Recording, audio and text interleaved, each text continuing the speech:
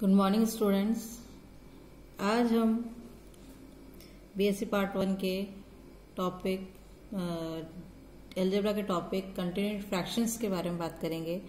Continued fraction यानी वितत भिन्नें क्या होती हैं, उनको कैसे आगे सॉल्व करते हैं, इसके बाद और इससे रिलेटेड क्वेश्चन लेंगे। सबसे पहले हम ले लेते हैं इसकी डेफिनेशन कि वितत भिन्नें होती क्या है। हम जानते हैं हमारे पास जो भिन्नें हैं वो 3 टाइप्स की होती है, प्रॉपर, इम्प्रॉपर, उचित भिन्न, अनुचित भिन्न और मिश्र भिन्न। उचित भिन्न होती है जब हमारे न्यूमरेटर यानी अंश जो है वो छोटा होता है और डिनोमिनेटर यानी हर बड़ा होता है। अनुचित भिन्न जिसमें अंश बड़ा होता है, हर छोटा होता है। और मिश्र भिन्न होती है जिसमें जो हम जैसे उदाहरण के लिए 1 सही 1/2 ये हमारी क्या है, मिश्र भिन्न है।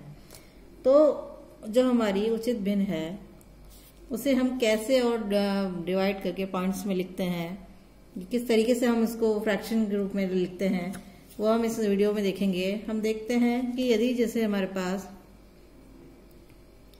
लेते हैं, इसकी परिभाषा ले लेते हैं सबसे पहले कि यदि हमारे पास A1, A2, A3 to so on, B1, B2, B3 and so on कोई संख्याएं हैं,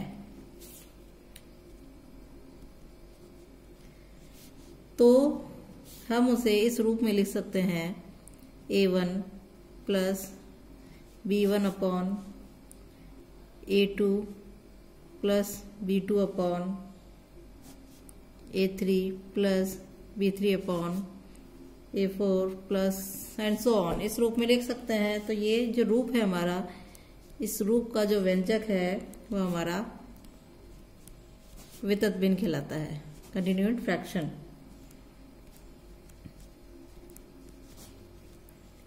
इस भिन्न को हम इस रूप में भी लिख सकते हैं A1 plus B2 upon A2 plus B3 upon A3 plus B4 upon A4। इसी रूप को हमने इस रूप में लिखेंगे, ये हमारा कंटिन्यूड फ्रैक्शन कहलाता है।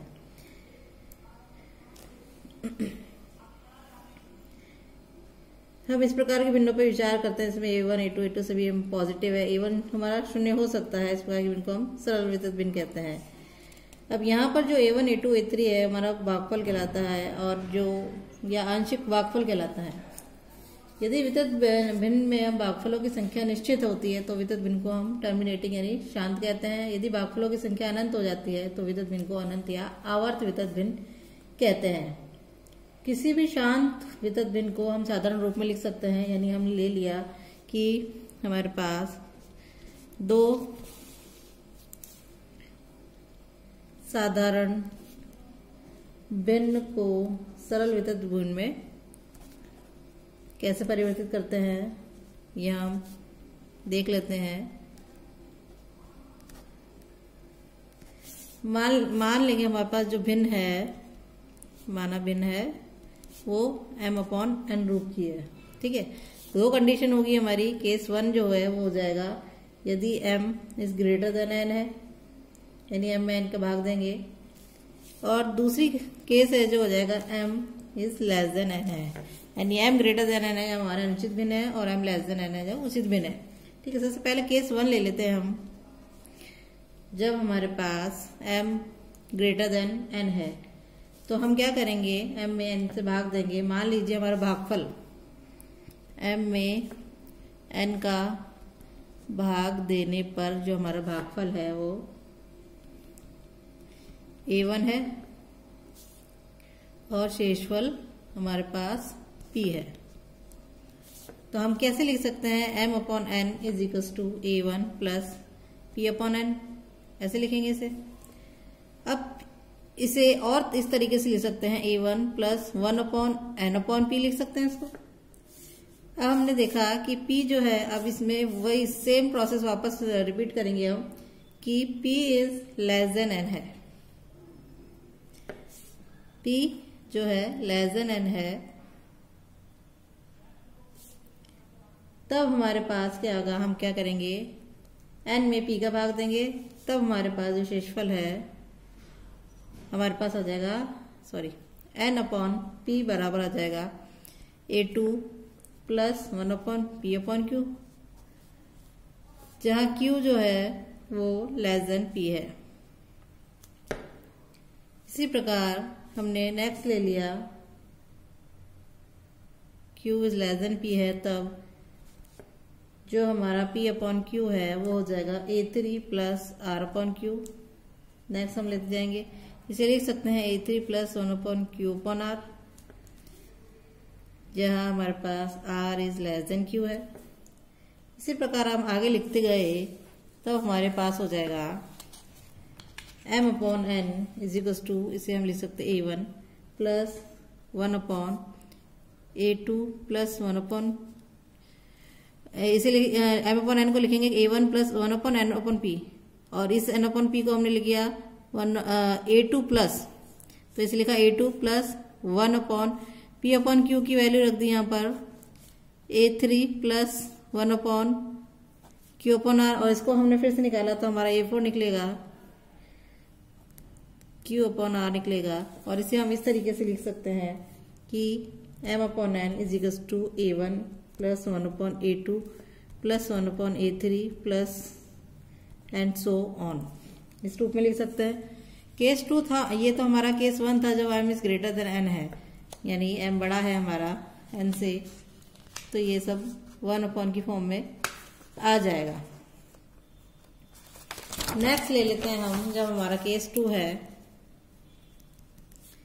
जब m लेस देन n है, जब m लेस देन n है तो m/n is equal to 0 plus 1/n/m की फॉर्म में, जैसा हम पहले लिखते आ रहे थे वैसे ही लिखेंगे इसको, और इसको वितत भिन्न ज्ञात कर लेंगे।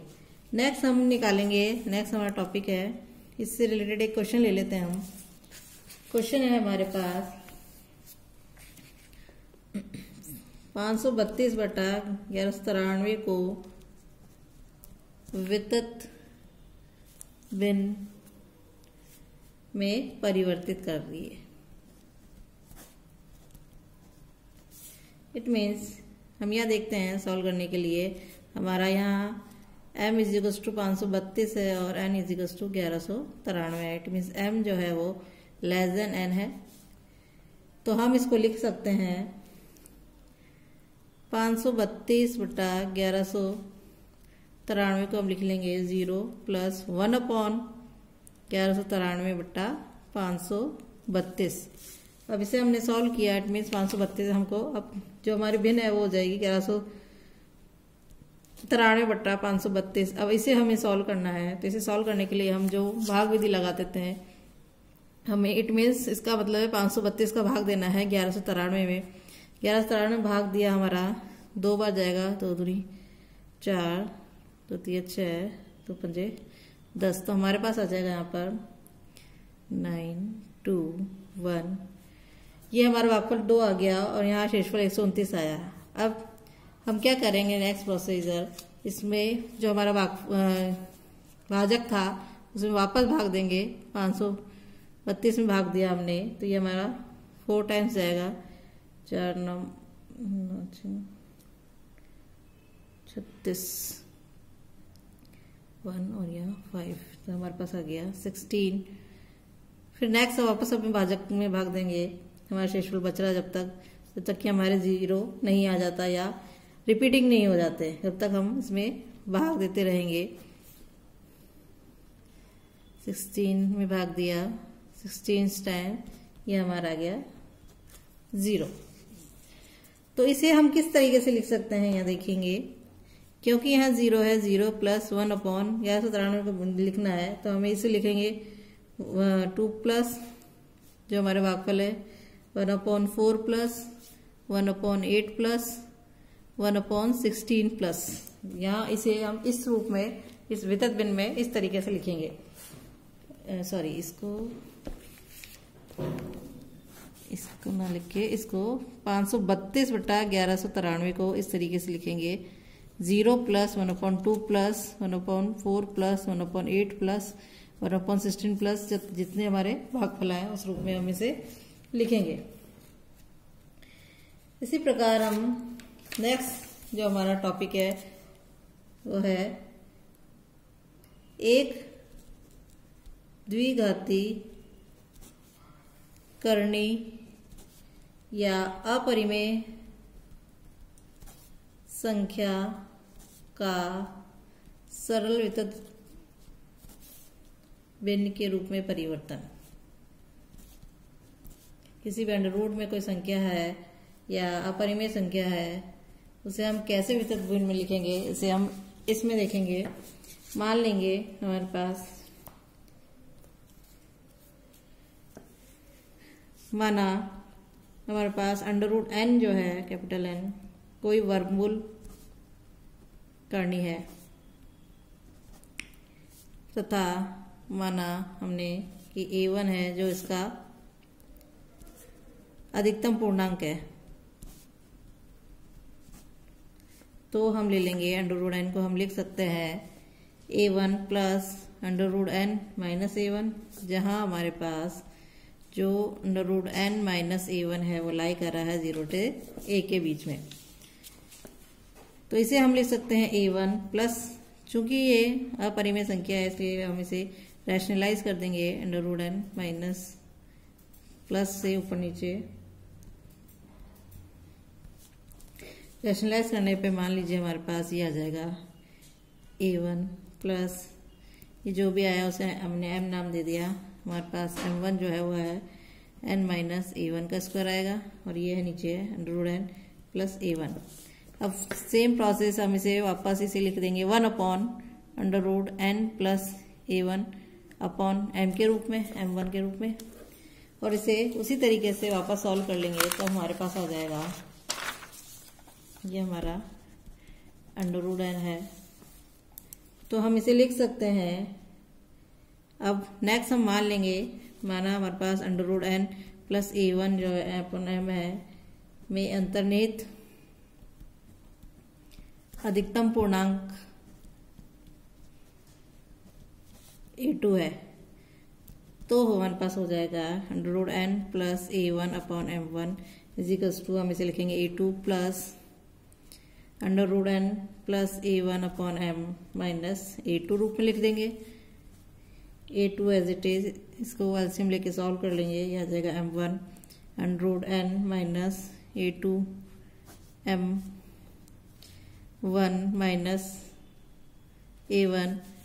अब ये जो टर्म है हमारी बन जाएगी, इसे हम लिख सकते हैं a2 plus under root n minus b1 upon m1।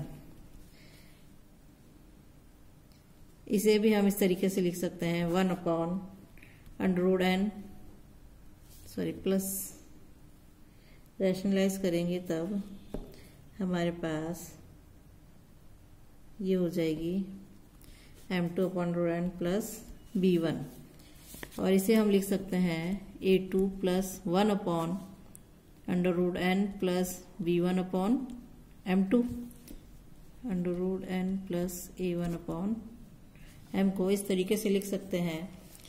तब हम यहाँ देखते हैं, यहाँ हमारा b1 तो हो जाएगा a2 m माइनस a1, और m2 को हम लिख लेंगे n minus b square upon m1।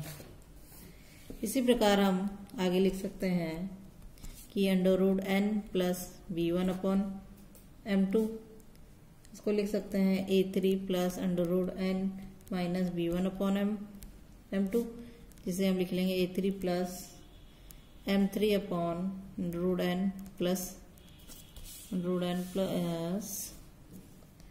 b2, जहाँ हमारे पास b2 आ जाएगा a3 m2 माइनस b1, और m3 आ जाएगा कैपिटल N माइनस b2 का स्क्वायर अपॉन m2। तो हमारे पास यहाँ कैपिटल N की जो वैल्यू है वो आ जाएगी a1 plus 1 upon a2 plus 1 upon a3 plus and so on. तो इस तरीके से हम किसी अपरिमेय संख्या को भी वितत भिन्न में लिख सकते हैं। इसको भी एक एग्जाम्पल के थ्रू हम समझ लेते हैं। क्वेश्चन है हमारे पास, अंडर रूट 13 को वितत भिन्न में परिवर्तित कीजिए।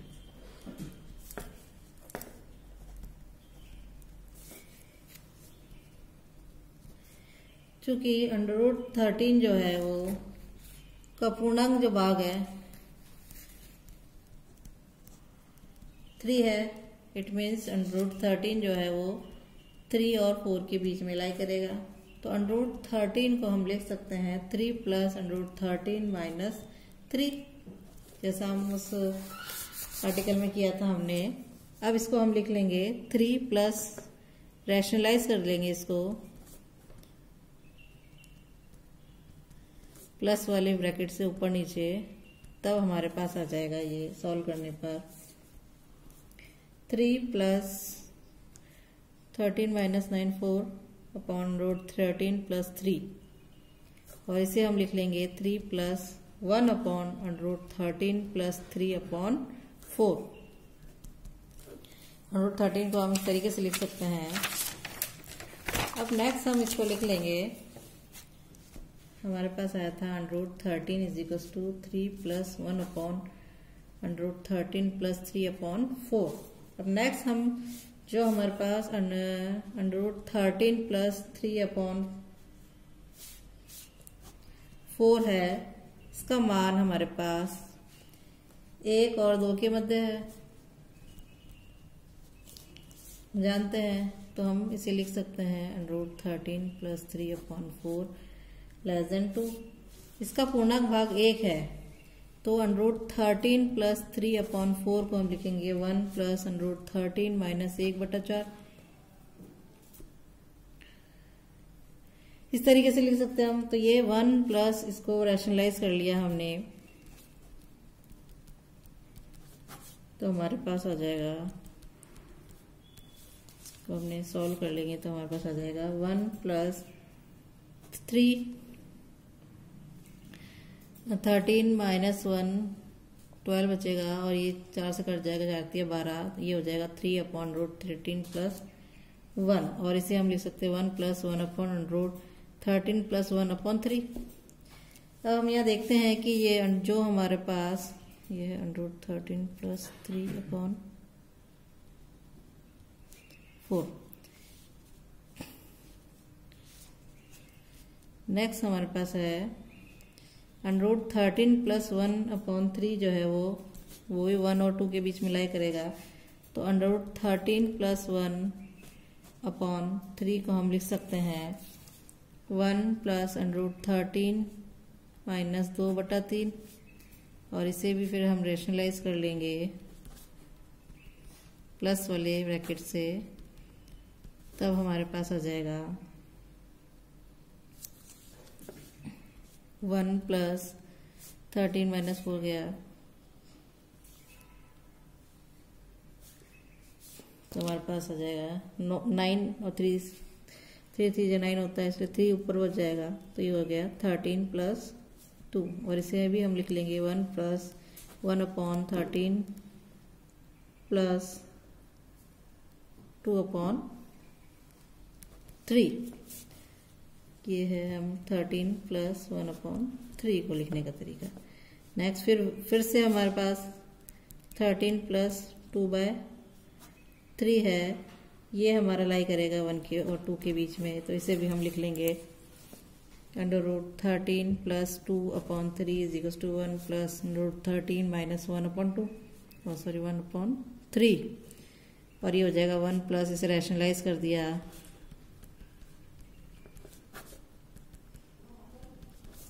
तब हमारे पास आ जाएगा 1 प्लस 4 ऊपर आएगा, 4 हम नीचे ले लेते हैं, √13 प्लस 1 अपॉन 4।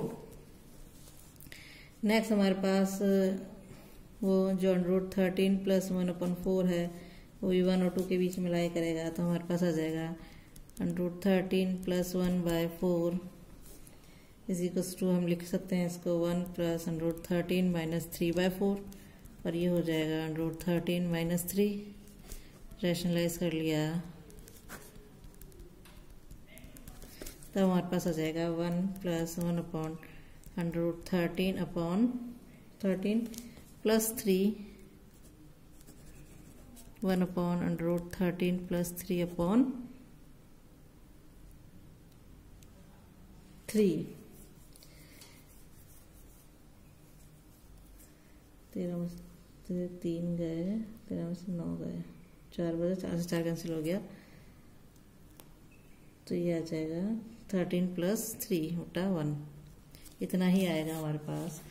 फिर हम इसे सॉल्व कर लेंगे, क्योंकि हम जानते हैं कि जो हमारे पास √13 + 3 आया है वो 6 और 7 के बीच में लाई करेगा, तो √13 + 3 बराबर हो जाएगा हमारे पास 6 प्लस, इसे लिख लेंगे √13 - 3, और ये हो जाएगा 6 + √13 - 3, √13 + 3 रैशनलाइज कर लेंगे,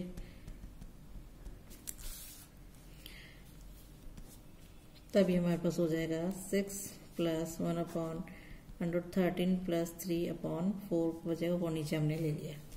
तो हम √13 को हम लिख सकते हैं 3 टाइम्स डिवाइड हुआ सबसे पहले, प्लस 1/1 + 1 हमारे पास आ गया था, यहाँ 3 आया था, 3 प्लस यहाँ हमारा 1 था, यहाँ हमारा 1 था, फिर नेक्स्ट इसमें 1 था, इसके बाद 1 3 टाइम्स 1 4 टाइम्स 1 4 टाइम्स 1 था, तो 4 टाइम्स हमारे पास 1 आ जाएगा, इसे हम लिख लेंगे 1/1 प्लस 1/1 प्लस,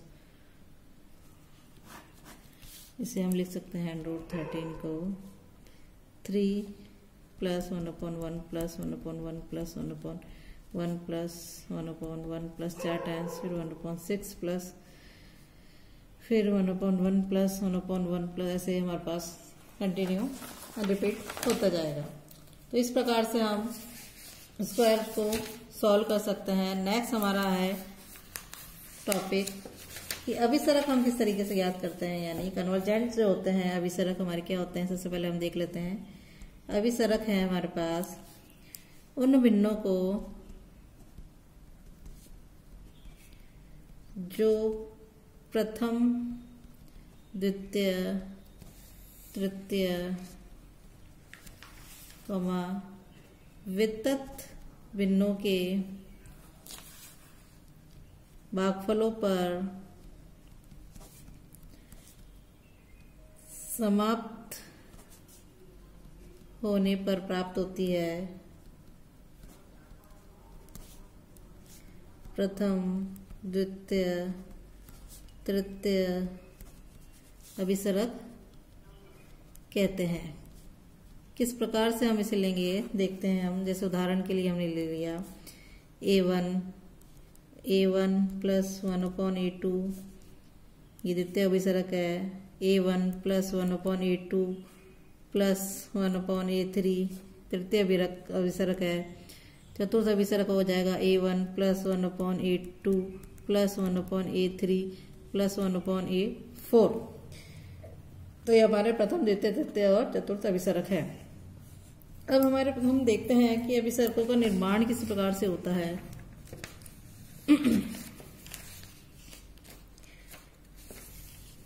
अब हम पढ़ेंगे अभिसरकों का निर्माण।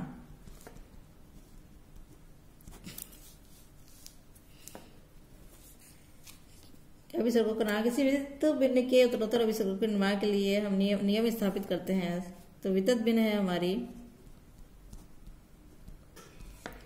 a1 plus 1/a2 plus 1/a3 plus 1/a4 plus and so on 1/an plus 1/an plus 1 plus and so on, sorry plus नहीं आएगा, सो ऑन है।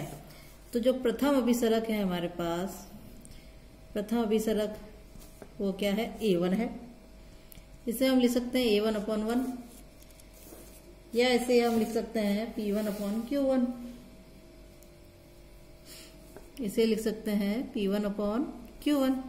इसी प्रकार हमारा जो द्वितीय अभिसरक है इसे हम लिख सकते हैं ये द्वितीय अभिसरक हमारा हो जाता है 1/a1 प्लस 1/a2। इसको हमने एलसीएम ले लिया तो ये हो जाएगा a1 प्लस 1/a2।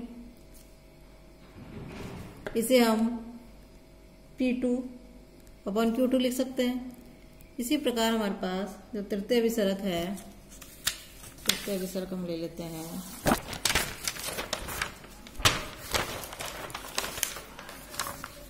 प्रथम अभिसरक जो हमारे पास हो जाएगा, हम वापस से रिपीट कर लेते हैं। P1 अपॉन Q1 वो है हमारे पास A1 अपॉन 1। द्वितीय अभिसरक है हमारे पास P2 upon Q2, it means A1 plus 1 upon A2, जिसे हम ले सकते हैं A1 A2 plus 1 upon A2। इसी प्रकार हम तृतीय अभिसरक ले लेते हैं। तृतीय अभिसरक हमारे पास हो जाएगा A1 plus 1 upon A2 plus 1 upon A3।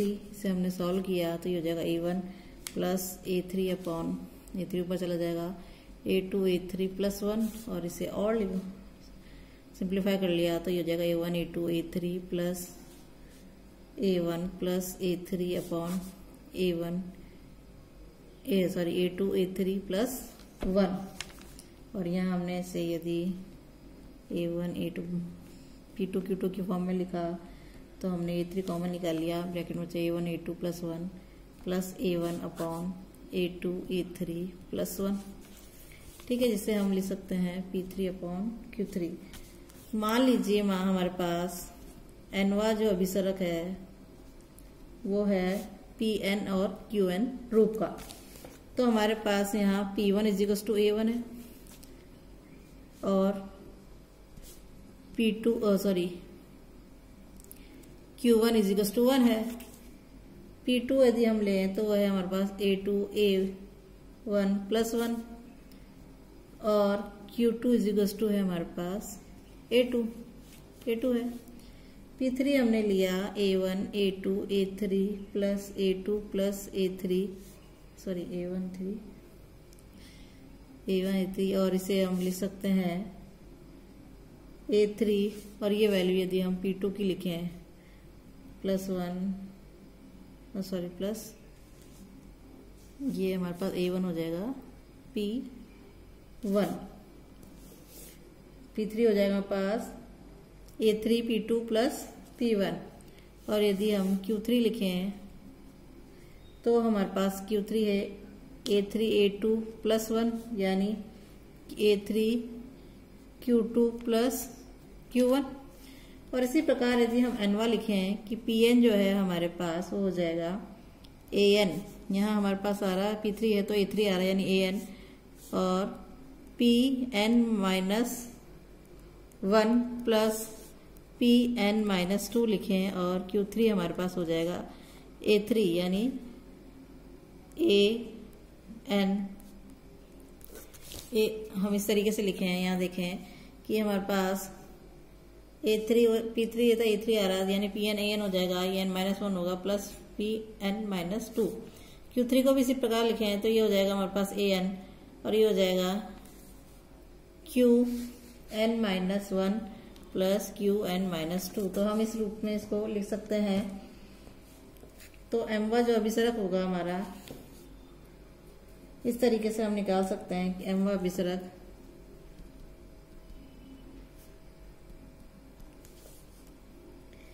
Pm बराबर हो जाएगा Am Pm minus 1 plus Pm minus 2 तथा Qm बराबर हो जाएगा Am Qm minus 1 plus Qm minus 2। इसके लिए हम इसको मान सकते हैं। गणितीय आगमन के सिद्धांत से हमारा इसको प्रूव कर सकते हैं। तो इस प्रकार हम इसके लिख सकते हैं। तो हमें कोई से भी अभिसरक ज्ञात करने हो हम इसमें से ज्ञात कर सकते हैं। इसी पे हमारे पास एक क्वेश्चन है, क्वेश्चन ले लेते हैं हम। निम्न के उत्तरोत्तर अभिसरक ज्ञात कीजिए। हमारे पास है question 2 plus 1/5 plus 1/1 plus 1/2 plus 1/9 plus 1/3 plus and so on. तो यहाँ हमने पहला अभिसरक निकाला। सबसे पहले हम लेते हैं कि हमारे पास A1 बराबर 2 है, A2 बराबर 5 है, A3 बराबर 1 है, A4 बराबर 2 है, A5 बराबर 9 है और A6 बराबर है 3। तब हमारे पास प्रथम अभिसरक जो है वो होता है हमारा P1 अपॉन Q1, तो हो जाएगा 2/1, यहाँ P1 बराबर 2 है और Q1 बराबर 1 है। नेक्स्ट हम ले लेते हैं द्वितीय अभिसरक। द्वितीय अभिसरक में हमारे पास है P2 अपॉन Q2, ये होता है हमारा A2 प्लस 1 अपॉन A3, जो हमारा ये होता है हमारा P1 प्लस द्वितीय अभिसरक जो है हमारा होता है A1 प्लस 1 अपॉन A2, यानी 2 प्लस 1 अपॉन 5 आ जाएगा। इसको हमने सॉल्व कर लिया तो हो गया हमारा 11/5, जो कि हमारा हो जाएगा P2 तो हो जाएगा 11 और Q2 हो जाएगा 5। तृतीय अभिसरक अब हमें सारे निकालने की जरूरत नहीं है, हम Pn वाले फॉर्मूला से निकाल लेते हैं। Pn बराबर An Pn minus 1 plus Pn minus 2 और Qn हमारा होता है An Qn minus 1 plus Qn minus 2। तो P3 हमने निकाला, P3 हमारे पास होगा P2 प्लस P1 हो जाएगा, जो हम सॉल्व कर सकते हैं। 1 इंटू 11 प्लस 2 = 13 हो जाएगा। और हमने इसी प्रकार से Q3 निकाला, वो हो जाएगा हमारा A3 Q2 प्लस Q1, जो बराबर 1 इंटू 5 प्लस 1 बराबर 6 हो जाएगा। P4 निकाला, हो जाएगा A4 P3 plus P2,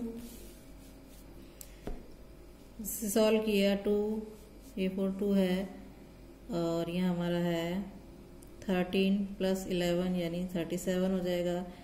Q4 हो जाएगा A4 Q3 प्लस Q2 यानी 2 हो जाएगा 2 इंटू 6 प्लस 5 = 17। P5 Q5 निकलना है, P5 हो जाएगा A5 P4 प्लस P3, ये 9 इंटू इसकी वैल्यू 37 प्लस 13, इसको सॉल्व किया तो हो गया 346। Q5 निकाला हमने A5 Q4 plus Q2 = 9 into 17 plus 6 बराबर 109। P6 निकाला A6 P5 प्लस P4 यानी 3 इंटू 3 46 प्लस 37, इसे सॉल्व किया था हमारे पास 1075। और Q6 निकाला तो A6 Q5 प्लस Q4 और 3 इंटू 159 प्लस 17, इसे सॉल्व किया तो जाएगा 494। तो इस प्रकार हम प्रथम अभिसरक है P1 अपॉन Q1 यानी 2/1, द्वितीय अभिसरक P2 अपॉन Q2 यानी 11/5, तृतीय P3 अपॉन Q3 जो हमारे पास है 13/6, P4 upon Q5 P4 37 P4 upon Q4 37/17, P5 upon Q5 हो जाएगा 346/159 और P6 अपॉन Q6 निकाला हो जाएगा 1075/494। तो इस प्रकार हम आघात रोतर अभिसरक निकाल सकते हैं। Thank you.